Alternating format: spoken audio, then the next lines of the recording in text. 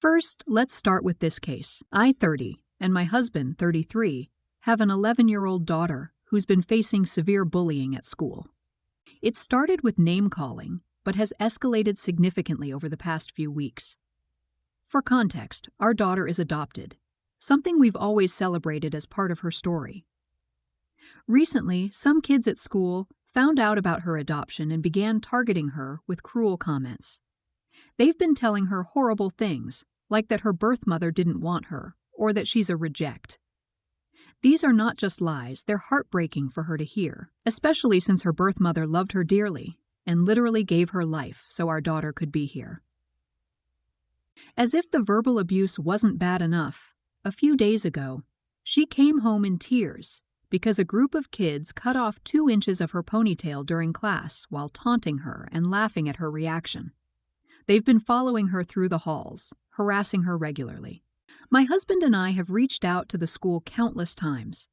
I've emailed, called, and even showed up in person to speak with teachers and the principal. Each time I've been met with empty promises that they'd look into it. Meanwhile, my daughter's mental health has been deteriorating. She's anxious, struggling to sleep, and now begs us not to send her to school. Out of frustration and desperation, we decided to consult a lawyer to explore legal action against both the school and the Bullies family. Suddenly, the school and the parents of the bullies started to take us seriously. The school has now promised to move the bully out of my daughter's class and claims they've had a talk with her. The bully's parents also reached out, saying they've spoken to their daughter and that it won't happen again. While some might see this as progress, I don't trust their sudden change of heart. It feels like they're just trying to avoid legal consequences, rather than genuinely addressing the issue. I'm worried that once the immediate threat of legal action fades, things will go right back to the way they were, leaving my daughter to suffer all over again. My family thinks I should give the school and the bullies' parents a chance now that they're claiming to take action. But I feel like this is too little, too late. My priority is protecting my daughter, and I don't think I can trust the same system that ignored her pain for so long. Let's start judging. You're not in the wrong. One of my idiot classmates to me and everyone else, I was adopted when I was in 6th grade. My parents were waiting to tell us when we were both old enough to understand. My brother wasn't quite old enough yet. For me, it was a light bulb moment. That's why there's no picture of Mom pregnant. For a group of kids at school, it was a reason to bully me. I heard the same things your daughter did, and it didn't bother me. It was how relentless it was. I developed anxiety and stomach issues due to the bullying. One day, a good portion of everyone in the cafeteria was laughing at me because of what one of the man bullies said. I didn't want to go to school. I got sick after lunch nearly every day and had to go home. I had all kinds of doctor's appointments to try to find out what was wrong with me medically that was causing the stomach issues. The school even tried to say my problem was I was upset about being adopted and was making myself sick. No amount of anything my parents did helped. It only got better after the school year ended, and we were all in different classes. Yeah, sorry. Bullying with name-calling is one thing. Physical abuse to a child by cutting her hair during class is completely different. Why didn't the teacher do anything? Why did the teacher allow scissors in class? Why was the bully not sent to the principal immediately? Why weren't you notified immediately? Why did your baby have to come home with fucked up hair, basically a signature of abuse, for you to find out about it? I'd be suing the school and that teacher directly for neglect as well as the kid's family for abuse. You're not in the wrong, Dad. Protect your kid. Maybe also consider formally pulling her from school and going to your district with a letter officially stating that the school's absolutely asinine job of handling an abuse, not bullying anymore. They could have stopped it at bullying but let it grow to physical abuse. Case is the sole reason why. What happened to all that zero tolerance for bullying shit that we had when I was in school? Teacher here, back down. I can promise you that this family is a bunch of bullies at their jobs with people in general, and they've been getting away with it forever. This is a lesson their child must learn now. I can also promise you that if your child defended herself in any way, that caused the bully shame or harm, your child would have been punished severally by the school, and the bully's parents would not back down. You're not in the wrong. Next up, my daughter's maternal grandfather, my father, is in the late stages of dementia and declining rapidly. With Christmas right around the corner, making holiday plans has been a last-minute process, as we've been trying to determine whether my parents would be able to host. For the past 25 years, we've always worked around the schedule of my husband's parents, my daughter's paternal grandparents, and sister-in-law. This year, for the first time, we informed my mother-in-law that we would be spending Christmas Day with my parents due to my father's condition. In past years, my mother-in-law has always dictated when we should visit, either Christmas Eve or Christmas Day, so this decision was already a departure from the norm. When my husband called her to discuss our plans, he put the call on speakerphone. My mother-in-law began yelling, saying that we've always been an inconvenience to her and that she's had to plan holidays around us. My daughters overheard this and became visibly upset. When my husband tried to explain to his mother that my father has limited time left, her response was, "We're all dying." That comment caused an immediate reaction from my daughters, who yelled hurtful things at their grandmother in anger. My mother-in-law took offense, and the conversation devolved from there.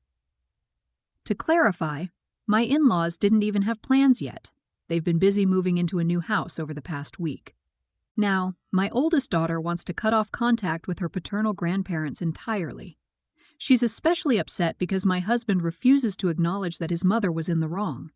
All she wanted was for her father to say, "Yes, what Grandma said was wrong, and your feelings are valid."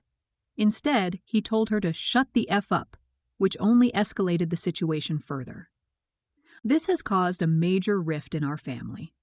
My daughters and I are no longer speaking to my husband, and they refuse to spend Christmas with their paternal grandparents. My husband is blaming me, saying this is all my fault. For context, my oldest daughter has ADHD, and my husband's comments triggered what I believe was an ADHD-related emotional outburst. If you're not familiar with ADHD rage, it's a very real thing. Let's start judging. You're not in the wrong.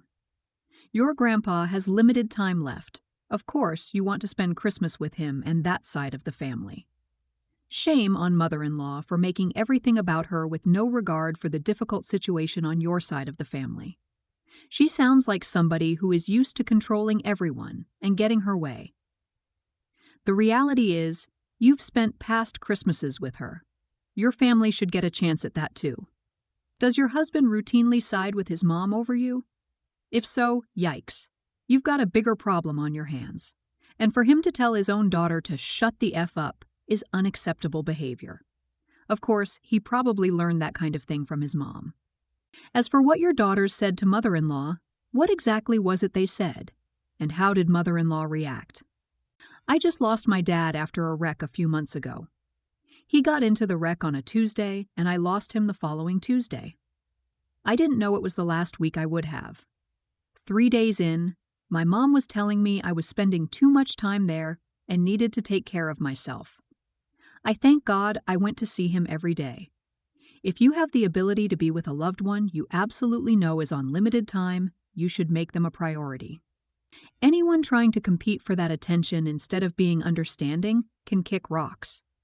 Your daughters shouldn't have yelled, but they are young, and that comes with time.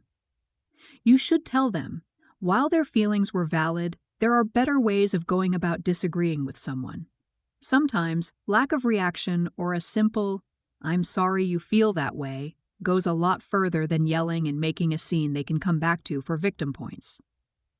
Especially if they rely on yelling to make their points to begin with. If the grandparents are willing to apologize for saying such an awful thing, I think your daughters should also apologize. But the grandparent should also be told on no uncertain terms what they said was unacceptable and will not be tolerated again. If this is a deal breaker, then you move on. Sad but common situation. You aren't responsible for your adult children's behavior, although they do need to learn how to better handle this situation. Your husband's parents, presuming they aren't yet afflicted with dementia, sound like lots of fun at parties/s.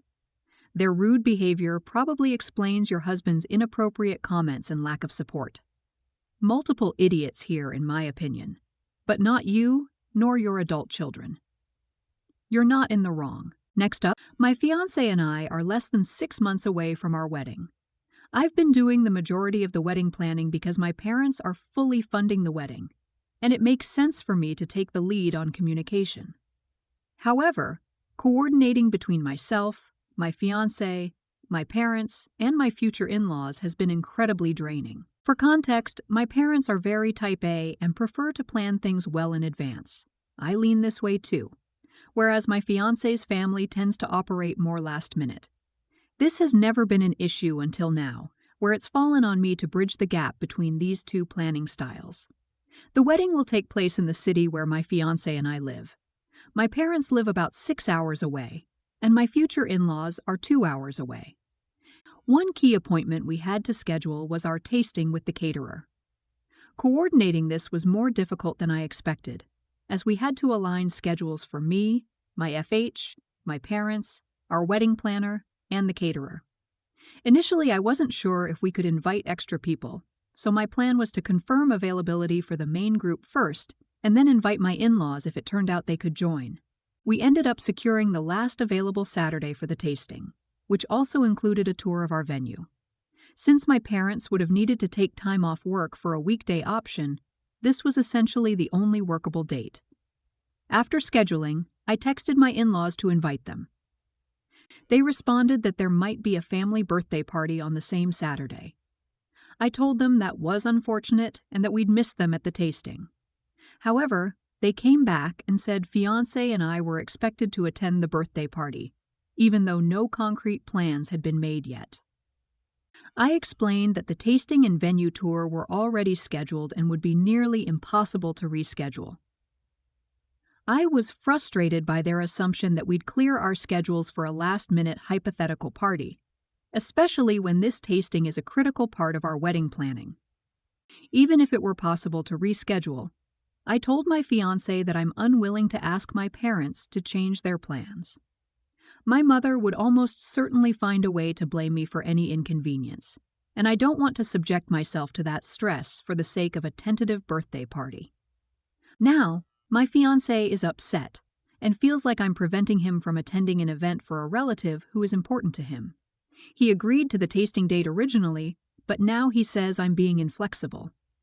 From my perspective, I think it's unreasonable to prioritize a tentative birthday party over a fixed and important wedding appointment. Let's start judging. You're not in the wrong. But there is another solution.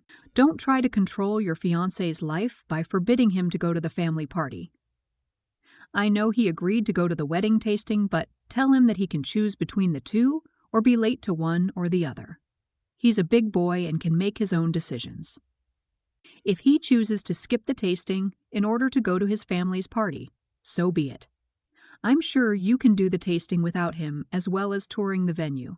He'll be the idiot, but again, he has the right to choose, especially since you don't include him very much in the planning process. Just a side note here. Just because your parents are footing the whole expense for your wedding does not mean that you have to do all the planning. Are you marrying yourself? No. You're marrying your partner.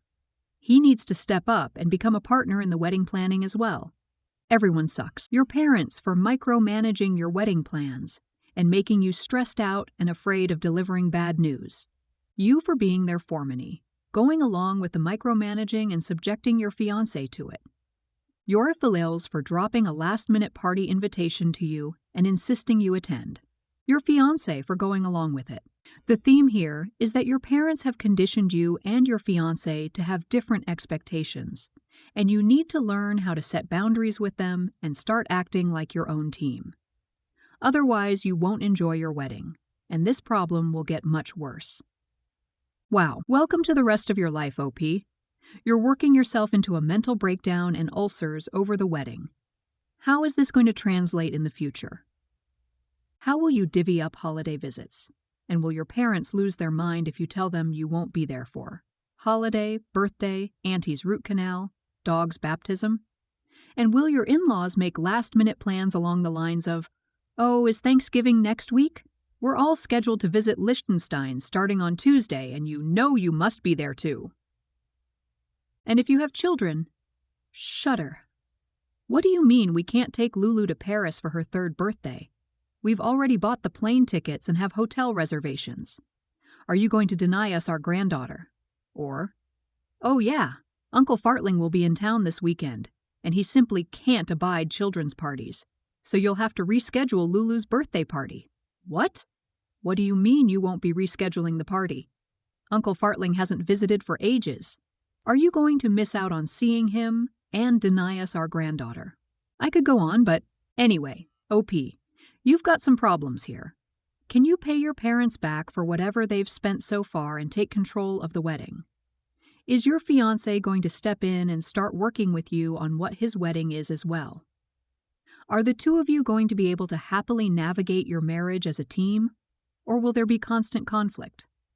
Again, I could go on, but I wish you luck, OP. Also, I wish you a huge supply of tranquilizers, anti-anxiety meds, antacids, and patience. I think you may need them.